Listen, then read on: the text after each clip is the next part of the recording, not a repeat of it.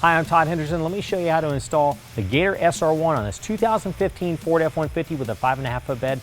Let's go ahead and get started.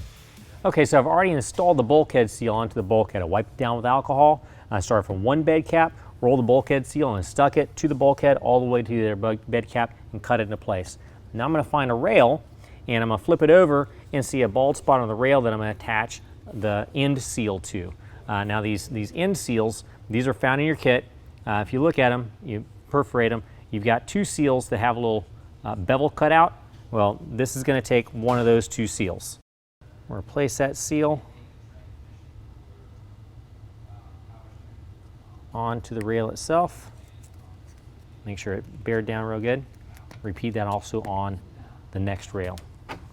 Next, we're going to take each rail and set them on top of the bed caps. Now make sure the latch is to the back, the Velcro is to the outside. Okay, next what we're going to do is we're going to take the head rail that's attached to the tarp and we're going to attach it to the side rails.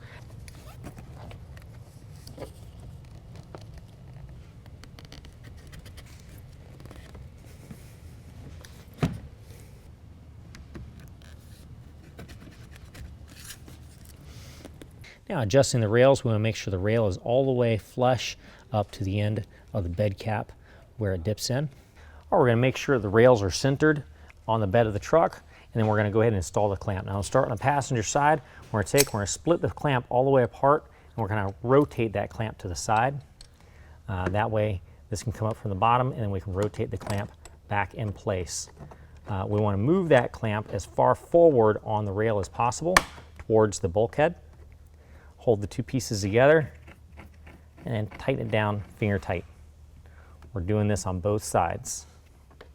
We're going to do the same thing with the center clamp. Just put it in there finger tight. Rear clamp, we want to slide it back, get as far back on the rail as we can go, and again tighten it down finger tight. Now we're going to go ahead and roll the cover back towards the tailgate with all the clamps finger tight. They're not completely tight down yet, of course. Once we get the tail rail to the tailgate, we want to make sure that this tail rail is about 1/8 of an inch away from, or within 1/8 of an inch to the edge of the rail on either side. Just want to make sure that these rails are centered with the same spacing underneath the rail on each side. All right, now that we've got the rail centered, we're going to go ahead and roll up the cover and tighten down the clamps.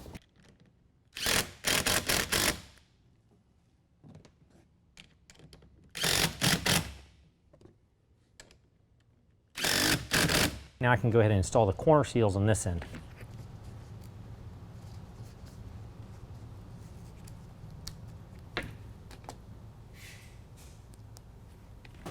There is a right side and a left side, so you want to make sure you get the right sides before you attach them.